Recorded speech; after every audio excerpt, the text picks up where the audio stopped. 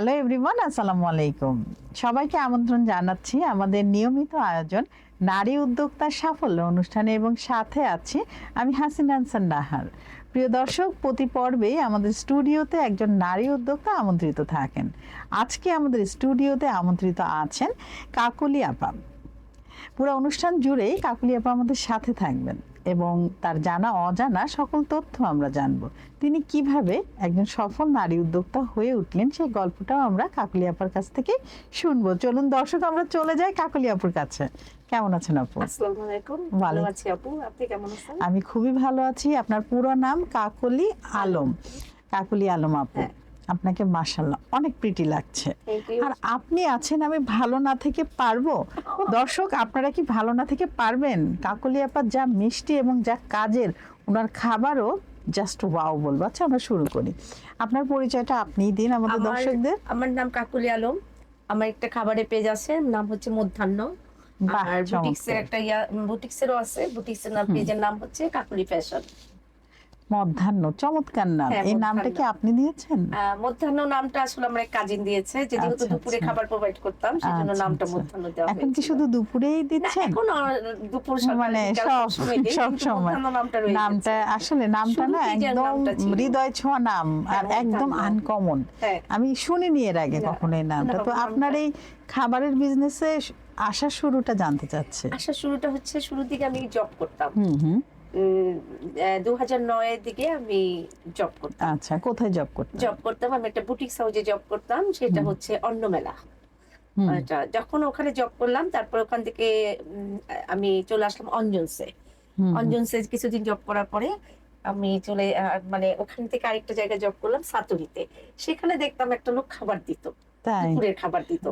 তখন দেখলাম যে, তখন ওর সাথে খুব কথা বলতাম কিভাবে খাবারটা আনো কি, দেখে আমার খুব ভালো লাগলো। আমি আচ্ছা, আমার মেয়ে সবসময় বলে, আমার মানে মেয়ে বলেন, আমার কাজিন বলেন, আমার আত্মীয় স্বজন বলেন, আমার রান্না সবসময় প্রশংসনীয়। তখন চিন্তা করলাম, তাহলে এইভাবে বসে থেকে লাভটা কি, দেখি আমার এই গুণটাকে কাজে লাগাই কিনা। তখন দেখলাম যে সকাল থেকে সন্ধ্যা পর্যন্ত এসে, সকাল 9টার দিকে আমাকে বের হইতে হতো, রাত 9টা বেজে যেত বাসায় আসতে আসতে গুলশান 2 থেকে। তখন আমি চিন্তা করলাম, এতক্ষণ আমি সময় দিচ্ছি, মান্থলি একটাই পাচ্ছি, তাহলে আমি যদি এই কাজ করি তাহলে আমার কেমন হবে। তখন আমি কি করলাম, চাকরি ছেড়ে দিলাম। চাকরি ছেড়ে দিয়ে আমি এইটা চ্যালেঞ্জটাকে নিলাম। বড় চ্যালেঞ্জ ছিল। চ্যালেঞ্জটার পাশে ছিল আমার মেয়ে, আমার এক কাজিন রাজন রহমান। ও আমাকে নামটা সব ঠিক করে দিল, অনলাইনে করলাম। তারপরে জায়গায় জায়গায় গিয়ে কথা বললাম। কথা বলার পরে বেশ ভালো সাড়া পেলাম। দেখলাম যে মোটামুটি আলহামদুলিল্লাহ। কিন্তু খাবার যখন প্রোভাইড করলাম, তখন একটাই ছিল যে প্রথমে 3 জনে খাবার দিতাম। 3 জন থেকে 6 জন, 6 জন থেকে 10 জন, 10 জন থেকে 12 জন, মানে বেড়েছে। তার মানে খাবারের মান খুব ভালো ছিল, টেস্ট ছিল, যে বিশ্বাস আর খাবারের যে গুণগত মানগুলি সেগুলো ঠিক ছিল এবং হাইজিন হ্যাজার্ড মেইনটেইন করে আসলে মজা আমাদেরকে বাড়াই দিয়ে। বাহ, চমৎকার। এখান থেকে আমি আপনার শুরু, বিশ্বাসটা অর্জন করছি। তো চ্যালেঞ্জগুলো আসলে কি ছিল এই ব্যবসায়? চ্যালেঞ্জগুলো ছিল খাবারটা পৌঁছায় দেওয়াটা খুব বড় একটা চ্যালেঞ্জ। এটা এখনো সবার চ্যালেঞ্জ। আপনি মানে বলতে এখন দ্বিধা নেই, একসময় দেখা গেল যে ওরা আসতে দেরি করে আমি বের হয়ে যেতাম। না, এটা আমি ছোট কোনো মনে করছি না, আমি নিজেও অনেক সময় এমন করেছি যে আমার কাজে নদী আসতো, বলতে কোনো সমস্যা নেই। না না, নিজের কাজ নিজে করা এটা তো কোনো ছোট ফিল হওয়ার কথা না। তাদের দুপুরে খেতে হবে, ওই টাইমলি আমাকে যেতে হবে। তারপরে আস্তে আস্তে দেখা গেল যে আমি বিভিন্ন মেলায় অ্যাটেন্ড করা শুরু করলাম। তারপরে এখন যেমন নৃত্যশৈলীর সাথে আমি আছি, মুক্তা আপু, মিতা আপু, এদের সাথে আমি এখন স্টল নেই। স্টল নিলে আমার একটা খুব অথেন্টিক জিনিস আছে, ননিল গুড়ের পায়েস। সেটা মনে করেন সবাই, আমি খুব সারা পাই, তাই না? মানে ওটা আমি নেওয়ার আগে মানে 2 ঘন্টার মধ্যে শেষ। আর ওর বলতে থাকে কেন বেশি আনুনি, মানে এই জিনিসগুলা। আপনার খাবারের বিশেষত্ব কি? আমার খাবারের বিশেষত্ব ভালো জিনিস, আর নিজেকে পরিষ্কার পরিচ্ছন্নতা, আর সবসময় খাবারটা কিভাবে কাস্টমার পছন্দ করবে সেই অনুযায়ী রান্না করা।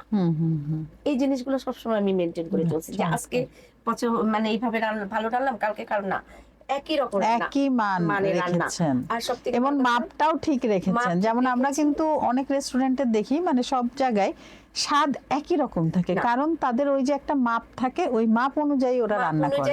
আর হচ্ছে ভালো জিনিস যেটা আমি খাই সেটাই তাদেরকে প্রোভাইড করছি। সেজন্যই আমার বিশ্বাসটাই, কারণ আপনি যেটা রান্না করছেন কাস্টমারের জন্য, সেটা কিন্তু বাসায়ও খাচ্ছে। সো এখানে মায়ের হাতের ছোঁয়া। মানে এখানে একটু কথা বলি, এখানে আমার ভাই, আমি যখন শুরু করলাম, আমার ভাই সে 15 দিন বাসায় রান্না করে নাই, বলছে আজকে থেকে রান্না বন্ধ, শুধু ওর খাবার খাবো। আমি বলছি, কেন? বলে কি, এটা তোকে সহযোগিতা বলতে পারিস, আবার তোকে উৎসাহ বলতে পারিস। বাহ, পরে আমি এই যে পরিবারের সবাই এগিয়ে আমার আসলো, ভাইয়ের এটা বাসায় আমি আসলে খাবার দিতাম, জানেন 15 দিন আমার ভাইয়ের বাসায় আমি খাবার দিতাম, ভাবি রান্না করে নাই। এটা এরকম কিন্তু বেশি ওদের শোনা যায় ভাইয়ের না। হ্যাঁ, খাবার দিয়ে এসে ভাইয়ের বাসায় আবার খাবার দিতাম। তারপর বলে, শুধু দুপুরে দিস কেন, রাতেও দিস। পরে রাতেও দিতাম। বাহ, পরে এই যে চমৎকার। তার সেই যে আমাকে সহযোগিতা, করলো, আস্তে আস্তে হ্যাঁ। আবার আমি আমার মতো করে আমার দিকে কিছু 15 দিন 20 দিন পর্যন্ত খাবার খাইছে। বাহ, মানে এটা একটা বললো, এটা আমার অনেক কাছে বড় বলে, পাওয়া আপনার। হ্যাঁ বললো যে আসলে। আমার বই একটু রিল্যাক্স করুক, তুই খাবার তোরও আবার উৎসাহ হোক। না, আপনার ভাই যদি আমাদের এই অনুষ্ঠানটা, না, ভাই ভাইটা আপনি এখন নেই দুনিয়াতে, ও সে মারা আচ্ছা, গেছে ক্যান্সারে। আহা। সেজন্য আমার ভাই যেখানে থাকুক ভালো থাকুক, আল্লাহ দোয়া ভালো করবেন। রাখুক উনাকে। ওই ভাই আমাকে সব কাজে উৎসাহ বেহেশত দিতেন। নসিব আমার করুন। কাজিন আছেন রাজু রহমান, আমার মেয়ে ডাক্তার ফারিয়া আলম, আমার ছেলে বাহিরে থাকে, সবাই আমাকে উৎসাহ দেয়। বাহ, চমৎকার। ব্যাস, আমার মনে হয় আমি অনেক আত্মীয় স্বজনের কাছে এই খাবার নিয়ে অনেক প্রশংসনীয় অর্জন করি। অবশ্যই অর্জন করেছেন বলেই তো আপনি আপনার যে চাকরি ছিল সেটাকে হ্যাঁ। ত্যাগ করে আপনি খাবারের ব্যবসায় এসেছেন, এবং অবশ্যই ভালো ছিল বলে আজ পর্যন্ত আপনি সার্ভাইভ করছেন। সার্ভাইভ করছে হ্যাঁ, আলহামদুলিল্লাহ। অবশ্যই। আচ্ছা, কাস্টমারের কাছে টিকে থাকার জন্য আপনার কৌশলটা কি? কাস্টমারের কাছে কি টিকে থাকার কৌশলটা হচ্ছে তারা কি চাচ্ছে, তাদের মনোভাবটা জানতে হবে। আমি প্রতিনিয়ত খাবার দিয়ে জিজ্ঞেস করতাম, ভাইয়া খাবারটা কেমন হলো বলেন তো?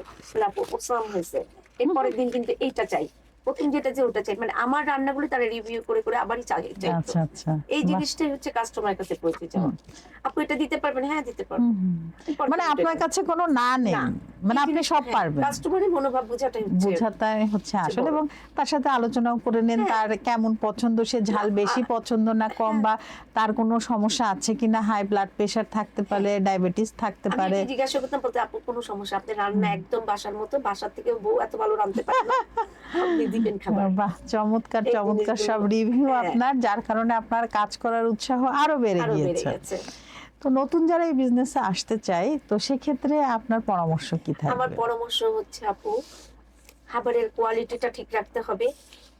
আর কাস্টমার এরকম কাস্টমার চাইলো যে রোস্টটা একটু ভিজা ভিজা হোক, সে একদম ড্রাই করে ফেললো। কাস্টমার এক বাটি পোলাও দিলেন, সাথে একটা ড্রাই রোস্ট দিলেন, সে খেয়ে মজা পেল না। খেতে হবে যে এক বাটি পোলাও কি দিয়ে খেতে পারে সেইটা চিন্তা করতে হবে। এটাই হচ্ছে কাস্টমারের মনোভাব। আর আমি আমার কাছে যেটা ভালো না লাগে সেটা আমি কখনো কাস্টমারকে দিব না। নিজে যদি না খেতে না, পারি তাহলে আমার কিভাবে যেটা কষ্ট আরেকজন হবে সেটা ওকে দিব কিভাবে? সেজন্য আমার যেটা ভালো খেয়ে আমি মানে স্যাটিসফাই, সেটাই আমি কাস্টমারের কাছে দিব।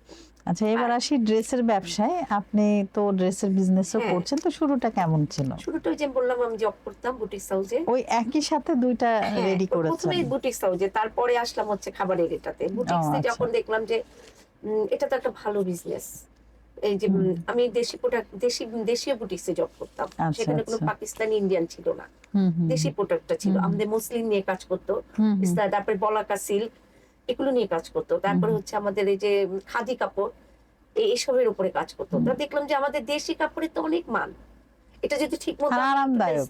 হ্যাঁ ইউটিলাইজ করতে পারি, সেটা তো ভালো জিনিস। তখন আমি কাজ করতাম, তখন কাস্টমাররা এসে আমাকে খুঁজতো যে আপু এই কাপড়ের রিভিউ দেন তো, কাপড়টা কেমন, আপনি যে বললে আপনি নিতে ইচ্ছা করে। তখন বলতাম এটা দেশীয় প্রোডাক্ট, এটা হচ্ছে আমাদের মসলিন, একদম এটার যত যত গুণ আছে বলে বলে আপু এখন কাপড়টা নিতে খুব ভালো লাগতেছে। হ্যাঁ, আপনার কাছ থেকে শুনে আবার বলতো যে আপু আমি যদি কখনো দোকান দেই, মানে সব দেই, আপনাকে নিব। আচ্ছা আচ্ছা নিয়ে। তারপরে ওইখান থেকে আমার মানে বিশ্বাসের জায়গাটা আপনি অর্জন করেছিলেন। যেহেতু ক্লথিং ব্যবসাটা আমি ভালো বুঝি, আর আমার নামের সাথে দিয়ে আমি একটা দেই, তখন আমি প্রথমে অফলাইনই করতাম, বাসাতে রেখেই করতাম। আস্তে আস্তে একটা শপ দিলাম, 10 তলা মার্কেটে আমার একটা শপ আছে। তারপর ওখান থেকেই এখন কে দেখাশোনা করছে? দেখাশোনা করে ওখানে একটা মেয়ে আছে, মানে সেলসম্যান আছে একজন, আর আমি। এটা কোন জায়গায়? এটা হচ্ছে দক্ষিণ বনশ্রী। একটু বলে দেন আমাদের দক্ষিণ দর্শকদের। বনশ্রী 10 তলা market, eastern Banabithi shopping complex. আচ্ছা, আপনারা চাইলেই কিন্তু সুন্দর সুন্দর ড্রেস, থ্রি পিস, টাঙ্গাইলের শাড়ি সবকিছু কিন্তু আপুর পেজ থেকে পাবেন, এবং আপুর হচ্ছে যে দোকান আছে সব, সেখানেও গেলে কিন্তু একদম সরাসরি আপনারা পেয়ে যাচ্ছেন। এবং অবশ্যই রিভিউ দিতে ভুলবেন না যে কেমন আরামদায়ক কিনা আপুর ড্রেস, এবং রিজনেবল প্রাইস কিনা। অবশ্যই রিজনেবল প্রাইস। আপু অনেক বছর ধরে এই কাপড়ের ব্যবসার সাথে জড়িত আছে। তো কাপড় ও কারিগর নির্বাচন করার ক্ষেত্রে কি গুরুত্ব দেন আপনি? যেহেতু আমরা লুজ 3 পিসটা বিক্রি করি, মানে যেটা নাকি আনস্টিচ, আনস্টিচের ব্যাপারে আমাদের কারিগরের অত ঝামেলা থাকে না। ওটা আমি দেশি প্রোডাক্ট যেখানে আপনি নরসিংদীত আছে, তারপরে হচ্ছে আপনার টাঙ্গাইল আছে, সিরাজগঞ্জ আছে, এইসব জায়গা থেকে আমরা কালেক্ট করতে পারি। রাজশাহী, সিল্কটা রাজশাহী, মসলিন রাজশাহী, আমাদের দেশি প্রোডাক্টেরও অনেক মান ভালো। যখন আমরা আপনি সিমি মেলায় যাবেন, বড় বড় মেলা দেখবেন যে দেশি প্রোডাক্ট, তারপরে জামালপুরের হাতের কাজের জিনিস, এগুলোর মান আবার অন্যরকম। এগুলার মানে হচ্ছে এটা আমাদের দেশীয় ঐতিহ্য। আর দেশীয় প্রোডাক্ট নিয়ে কাজ করলে হয় কি, আমি যেটা মনে বলি আপনাকে, ধরেন আমি 50টা ড্রেস আনলাম, আমার এখানে 40টা বিক্রি হয়েছে, 10টা হয়নি, আমি কিন্তু আবার চেঞ্জ করে আনতে পারি, যেটা আমি বাহিরের ড্রেস থেকে এই জিনিসটা করতে পারবো না। আমি পাকিস্তান থেকে 40টা ড্রেস আনলাম, আমাকে চেঞ্জ করে না না, এটা তো দূরত্ব অনেক। আমাদের দেশি প্রোডাক্ট দিয়ে কাজ করার কিন্তু একটা ভালো সুবিধা আছে। ওটার সাথে আমাদের বলে যে যখন আপনি না চলবে আসবেন, আপনি আবার নিয়ে নতুন করে নেবেন। এই যে এইভাবে করে আমরা কালেক্ট করি। আপনার অনলাইন ও অফলাইনের অভিজ্ঞতা কেমন? আমার অনলাইনটা খুব বেশি ভালো নেই আপু, আমি অনলাইনটা খুব বেশি পছন্দ করি না, আমার অফলাইনই ভালো। আচ্ছা, আমার কাস্টমার রিভিউ, তারপরে আমি তাদের কাছে, আমার কাছে চলে আসবে, আমি আবার তার কাছে চলে যাব, আমি কাস্টমার কাছে চলে যাই। বাহ, সরাসরি। আমার তো সময় আছে, আমি চলে যাই। তাতে দেখা যায় আমি 10টা নিয়ে গেলাম, কাস্টমার অলরেডি পছন্দ করে 5টা 6টা নিয়ে নিল। যে আপু পরশুদিন আসবো, সোমবারে আসবো, আমি চলে যাই সেখানে। এইভাবেই দেখা যায় আমিও কাস্টমার কাছে চলে যাই, আবার কাস্টমার আমার কাছে চলে আসতেছে, মানে এইভাবেই করছেন। তবে দেশি প্রোডাক্ট আমার যে দেখলাম, আমাদের দেশি প্রোডাক্টের ভালো চাহিদা, কিন্তু সেটাকে সঠিকভাবে নিতে হবে, সঠিকভাবে ওটা বোঝাতে হবে যে আমাদের দেশি প্রোডাক্টে কত চাহিদা আছে। তো শাড়ি নিয়ে কাজ করার আগ্রহ আসলে কিভাবে তৈরি হলো? শাড়ি নিয়ে আগ্রহ হচ্ছে, আমি আগে কিন্তু শাড়িই পরতাম কন্টিনিউ, সর্বপ্রথম শাড়ি পরে, এখনো তো শাড়ি পরে আছেন এবং মাশাআল্লাহ দর্শক অনেক কিউট লাগছে না আপু? হ্যাঁ, শাড়ি পরি, শাড়িটা আমাকে খুব ভালো লাগে। শাড়ি আমার মানে আমার পছন্দের জিনিস হচ্ছে শাড়ি। আমার হাজবেন্ড খুব পছন্দ করতো, আমি টাঙ্গাইল চলে যাই, যে ইচ্ছা মতো করে শাড়ি নিয়ে। হ্যাঁ, একবারে তারপরে সিরাজগঞ্জ, ওখান থেকে ইয়া করি। আর টাঙ্গাইল শাড়ি মানে আমাদের দেশি শাড়ির যে একটা ঐতিহ্য, যখন পরি, এই যে পয়লা বৈশাখ বলেন, তারপরে এই যে কাল, আজ বাদে কাল আমাদের 16ই মার্চ, ডিসেম্বর, 21শে মার্চ, এই ফেব্রুয়ারি, এগুলোর মধ্যে কিন্তু আমাদের দেশি প্রোডাক্টটাই সবাই চায়। তখন কিন্তু আর কি পাকিস্তানি পাকিস্তানি প্রোডাক্ট ইয়ে আছে, কিন্তু তখন আমাদের দেশি প্রোডাক্টই সবাই পাকিস্তানি হচ্ছে আরামদায়ক, বাসায় পরা যাচ্ছে, ফ্যাশন হিসেবে নিচ্ছে মানুষ, আমাদের চাহিদা।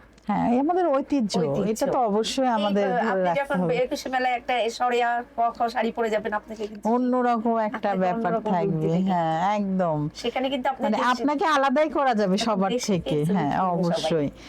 দেশি তাঁত ও কারিগরদের সাথে কাজের অভিজ্ঞতা কেমন? হ্যাঁ, এদের সাথে অভিজ্ঞতা খুব ভালো। এখানে যদি যেমন ধরেন জামদানি, তাদের সাথে কি আপনি একদিন যদি সারাদিন থাকেন টাঙ্গাইলে, তাদের ওখানে এত কিছু দেখবেন, জানবেন যেগুলো আমরা জানতামই না।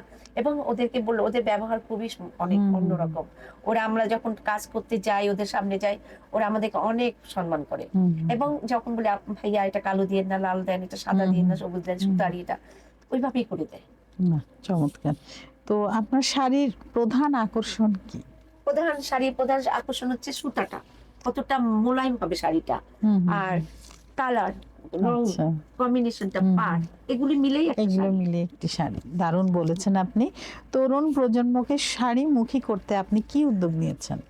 শাড়িমুখী আমাদের তরুণ প্রজন্ম এখন অনেক শাড়ি পরে, তাদের ফেস্টিভ্যাল, বিভিন্ন উৎসব আয়োজনে, স্কুলে যদি কোনো প্রোগ্রাম হয় বা বাইরে, সেখানে আমার কাছে মনে হয় যে সবাইকে অ্যালার্ট করা উচিত যে শাড়ি পরে আসতে হবে। রাইট, বাহ। আমরা অনেক সময় দেখি যে কলেজগুলোতে বিভিন্ন উৎসব আয়োজনে কিন্তু একটা থিম দিয়ে দেয় যে এই কালার, এই শাড়িটা। তো এখান থেকেও কিন্তু শাড়ি পরার একটা প্রবণতা আমাদের নারীদের মধ্যে চলেই আসে। এখন আমরা অনেক সচেতন, আমাদের মেয়েরা অনেক শাড়ি পরে, শাড়ি পরা পছন্দ করে। ওই যে বললাম যে আপনাকে থিম দিতে হবে যে শাড়ি পরে আসতেই হবে, তাহলে শাড়ি মুখী হবে। আবার বাসাতেও আমাদের পারিবারিক যে অনুষ্ঠানগুলো হয়, সেখানেও থিম থাকে, যে হলুদে, মেহেন্দি, বিয়ে, বউ ভাত, তারপর আপনার বিভিন্ন ফেস্টিভ্যাল আসে, আমরা অনেকগুলো বান্ধবী একসাথে যাচ্ছি, সবাই একরকম শাড়ি পরি। তো আপনার ভবিষ্যৎ পরিকল্পনা কি এই সব কিছু নিয়ে? খাবারের বিজনেস এবং আমার ইচ্ছা আছে দেশের বাইরে আমার দেশি ঐতিহ্য নিয়ে, আমার রাতের রান্নাকে, আমার দেশি ঐতিহ্যকে পৌঁছে দেওয়া, বিশ্বের দরবারে তুলে ধরা। বাহ, চমৎকার। তো আপনার জন্য অনেক অনেক শুভকামনা। আমরা কথা বলতে বলতে কিন্তু অনুষ্ঠানের একদম শেষ দিকে চলে এসেছি। আপনার কেমন লাগলো নারী উদ্যোক্তা সাফল্য অনুষ্ঠানে এসে? অনেকই ভালো লেগেছে, যেহেতু নিজেও একজন নারী উদ্যোক্তা, আপনি একজন নারী, আপনার সাথে কথা বলে আমার খুবই ভালো লাগলো। আর এই অনুষ্ঠানে আসতে পেরে নিজেকে অনেক সাফল্য মনে হচ্ছে। আবারও নতুন কোন আয়োজনে আপনার সাথে দেখা হবে। ভালো থাকবেন। আপনিও ভালো থাকবেন। আল্লাহ হাফেজ। দর্শক, আপনারা যারা এতক্ষণ আমাদের সাথে ছিলেন, আপনাদের সবাইকে অসংখ্য ধন্যবাদ। আবারও নতুন কোনো অতিথিকে নিয়ে আপনাদের সবার মাঝে আমি হাসিনা আনসার নাহার উপস্থিত হব। ততক্ষণ পর্যন্ত আপনারা সবাই ভালো থাকুন, সুস্থ থাকুন এবং আমাদের সাথে থাকুন। আল্লাহ হাফেজ।